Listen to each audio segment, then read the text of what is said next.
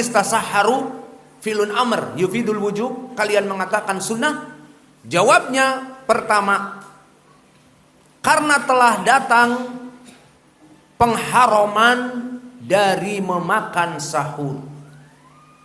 Tentang hadis pengharaman tentang memakan sahur, maka telah datang hadis yang mana hadis ini diriwayatkan oleh Imam Al-Bukhari dari Al-Bara ibnu Azib.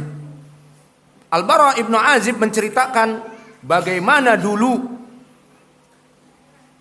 permasalahan puasa Ramadan di zaman Nabi. Perlu diketahui barakallahu fikum, awal diperintah puasa Ramadan bukan di Makkah, tetapi di Madinah. Di tahun kedua Ramadan di Madinah mulai diperintahkan. Dan perintah dari puasa Ramadan tidak seperti jenis dan sifat puasa di zaman kita sekarang. Pada zaman pertama diturunkan puasa Ramadan lebih keras daripada zaman sekarang. Bagaimana sifatnya? Al-wisal. Apa makna al-wisal? Makna al-wisal adalah puasa. Seseorang berpuasa kemudian berbuka di waktu maghrib, sama seperti kita. Namun berbukanya ada batasan waktu. Batasan waktu pertama, dengan masuknya sholat isya haram untuk makan di malam Ramadan. Paham? Itu makna al-wisal. Terus sampai waktu sahur tidak makan sahur. Jadi kita berbuka waktu maghrib, kemudian masuk waktu isya, dan isya bagi mereka al-atamah jam setengah 9, jam 9 kadang-kadang, tergantung jika kaum muslimin berkumpul dengan cepat, maka Nabi melaksanakan isya dengan cepat. Maka di sini yang menjadi poin pendalilan bahwa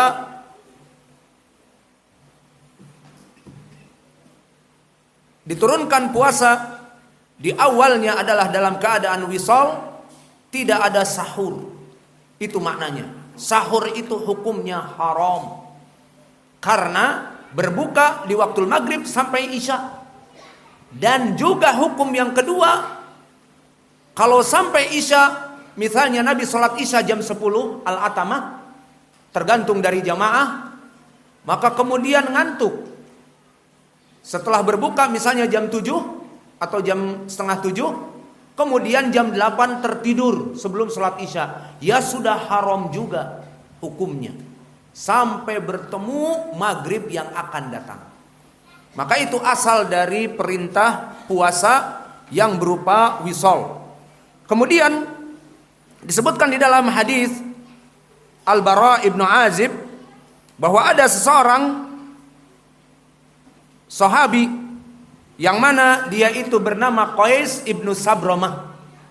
Disebutkan oleh Al-Bara ibnu Azib, kana ayami Rasulullah sallallahu alaihi wa ala alihi wasallam as-siyam bil wisal. Wa kana Qais ibnu Sabramah, yang mana dia seorang kuli bangunan, maknanya kerja berat, membuat bangunan rumah.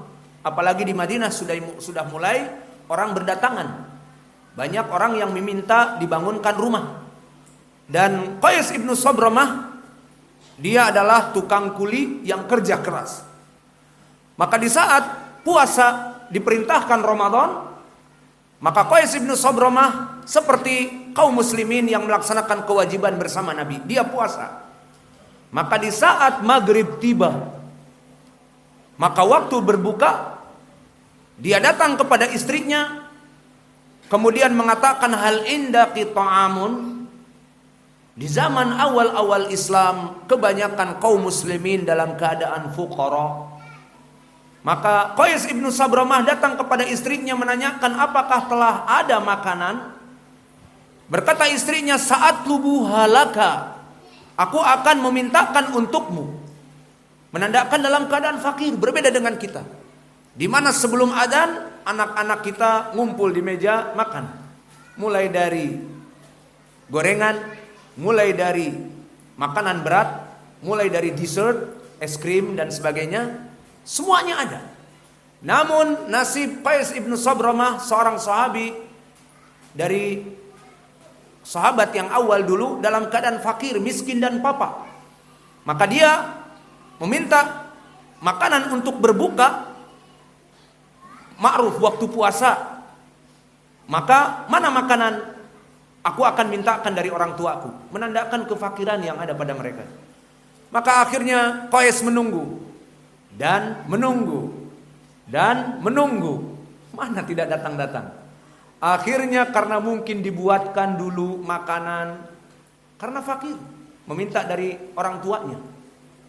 Akhirnya perempuan ini, istrinya datang, didapati Qais ibnu Sabramah dalam keadaan tertidur pulas, capek, kerja keras, dan menunggu dalam keadaan lapar, menunggu.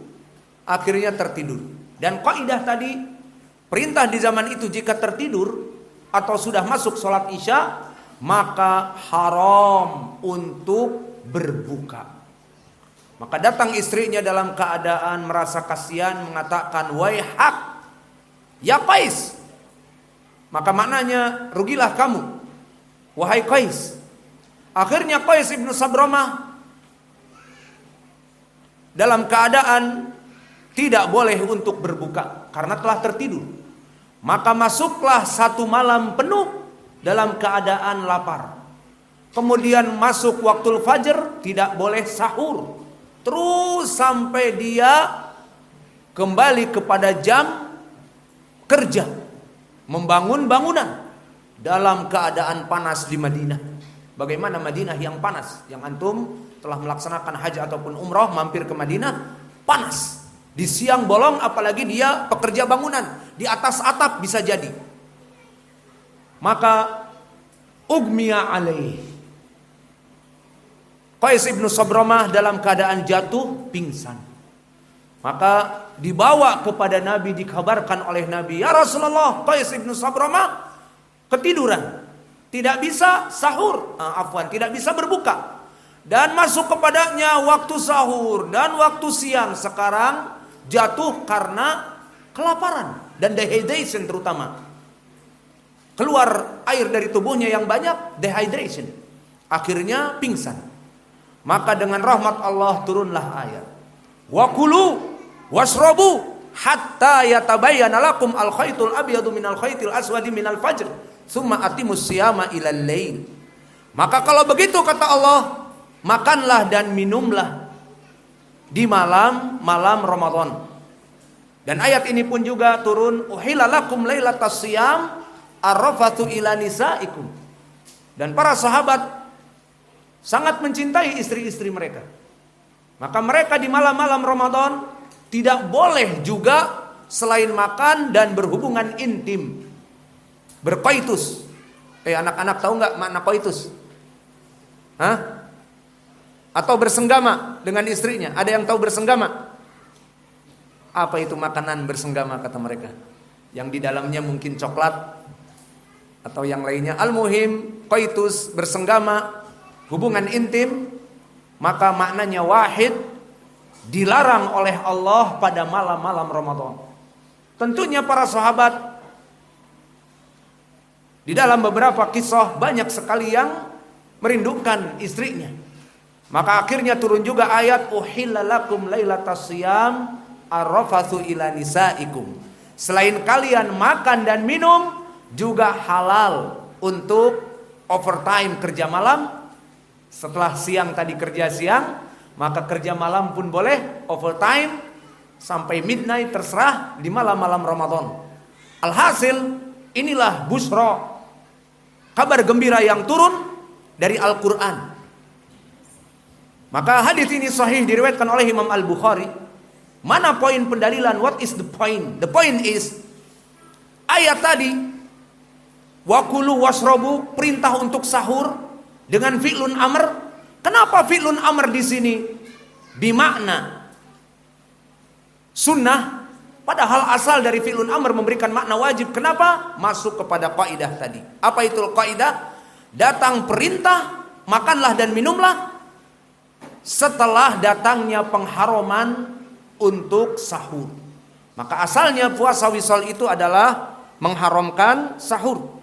Maka di sini turun 2 ayat, uhilalakum lailatas siyam arrafatu ila nisaikum, sampai kepada wakulu wasrobu hatta yatabayyana lakum al-khaytul abyadu minal khaytil aswadi minal fajri. Hadis yang diriwayatkan oleh Imam Al-Bukhari dari Al-Bara ibnu Azib. Ini dia jawaban dari Al-Quran. Dan ini pun masuk kepada kaidah.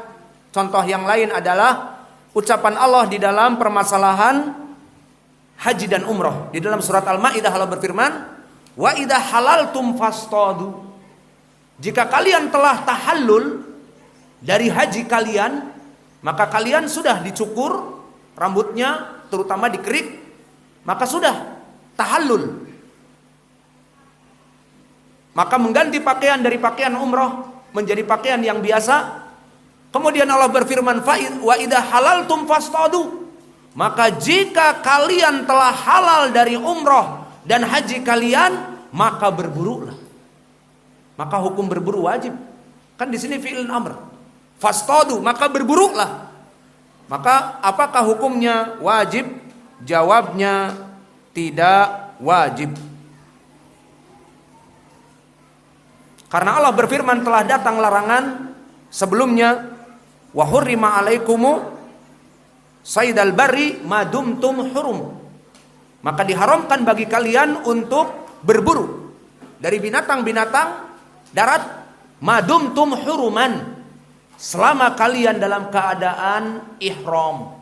Maka orang-orang yang naik haji dan umrah, haji tamattu mulai dari Ramadan ataupun mulai dari beberapa hari sebelum ayyamil hajj melaksanakan pakaian ihram, maka hukumnya berhari-hari itu dilarang berburu.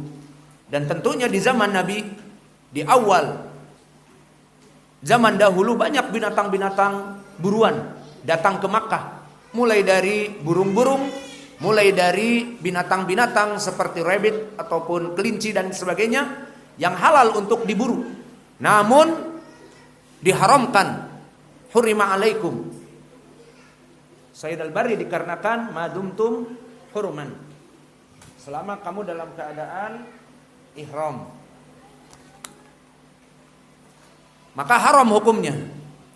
Namun setelah itu, wa idza halaltum fastadu. Namun jika telah halal, telah tahallul, berganti baju dan telah dicukur kepalanya botak, maka fastadu, maka berburuklah. Di sini sama. Kalimat maka berburuklah, apa hukumnya wajib kita berburu? Jawabnya tidak. Kenapa? Karena telah datang perintah yang datang sebelumnya larangan. Larangan hurima alaikum, haram bagi kalian orang yang muhrim melaksanakan ihram, haji wal umrah, berburu, haram. Namun jika telah keluar dari ihramnya, fastadu dengan fi'lun amr, maka berburulah. Tidak kembali perintah wajib, tetapi kembali kepada perintah asal dari berburu itu. Hukumnya apa? Berburu hukumnya bukan sunnah, bahkan hukumnya mubah. Dihalalkan berburu kelinci, dihalalkan berburu burung, dihalalkan berburu rusa dan sebagainya. Maka di sini masuk kepada kaidah tadi. Kembali kepada masalah, maka telah kita jawab ucapan Allah Jalla wa Ala, wa kulu wasrobu dengan fi'lun amr, makan dan minumlah, sahur. Namun kok kenapa sahur dikatakan sunnah bahkan ijma, padahal pendalilannya wajib? Jawabnya tadi, bahwa perintah wa kulu wasrobu ayat tadi telah datang setelah larangan di hadis Al-Bara ibnu Azib di Sahih Al-Bukhari, bahwa asal dari puasa dalam bentuk wisol yang maknanya haram untuk makan sahur, sehingga asalnya haram makan sahur. Kemudian Allah melihat kaum muslimin merasakan keberatan, seperti Qais ibnu Sabromah pingsan, dan para sahabat rindu kepada istri-istri mereka di malam Ramadan sebulan penuh, tidak siang, tidak malam. Kapan? Waktu maghrib saja pendek, banyak anak-anak. Akhirnya dihalalkan, uhilla lakum lailatas siyam arrafathu ila nisaikum, dan wakulu wasrobu. Maka ini pendalilan dari Al-Quran tentang pertanyaan yang besar tadi. Lalu bakia soal, bagaimana di dalam hadis tasahharu fa inna fis sahuri barakah? Maka jawabnya masuk kepada kaidah ilmu usul juga, bahwa asal dari fi'il amr yufidul wujub, na'am. Seperti aqimus shalah wa atau zakah, bayarlah zakat, bangunkan salat, maka itu wajib asalnya. Begitupun di sini tasahharu, sahurlah kalian.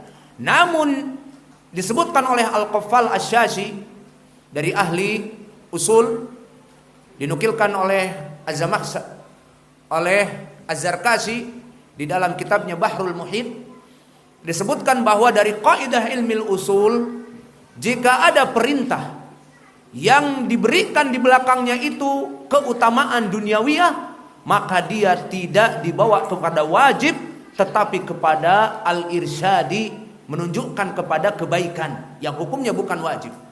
Maka di sini pendalilannya adalah tasahharu fi'lun amr, wajib bagi kalian untuk sahur. Apakah begitu maknanya? Tidak. Lihat apa faidahnya di dalam hadis disebutkan fa inna fis sahuri barakah.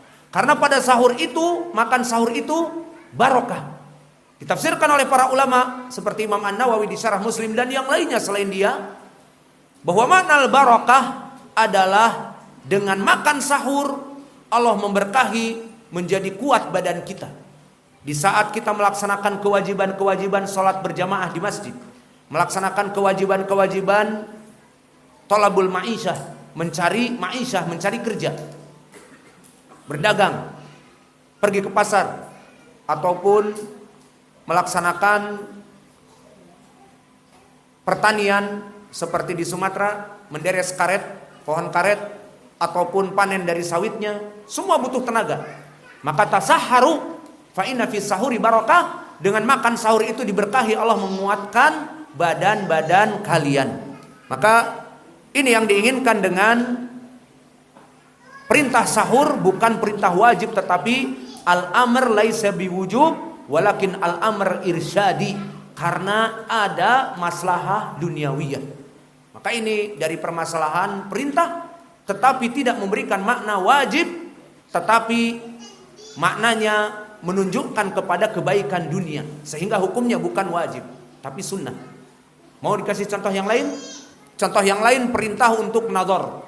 Datang di dalam hadis Jabir bin Abdullah, di saat Jabir ingin menikah dari perempuan Ansor, maka dia mengatakan hal nadharta ilaiha, qala la ungdur ilaiha fa inna fi ainil ansor syai'an.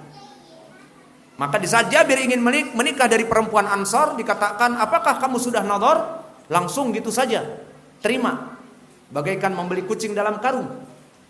Maka lihatlah, sunnahnya melihat, karena pada perempuan Ansor, mata Ansor itu syai'a, ada sesuatu yang mungkin kurang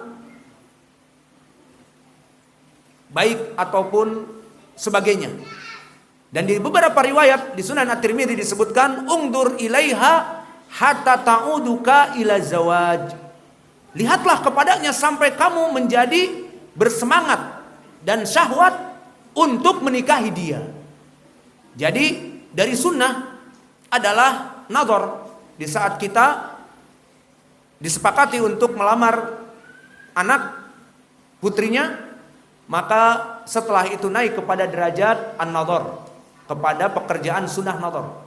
Jawabannya ataupun pertanyaannya di sini, mana pendalilan bahwa permasalahan nadhar tadi wajib tetapi sunnah? Lafadznya ungdur ilaiha,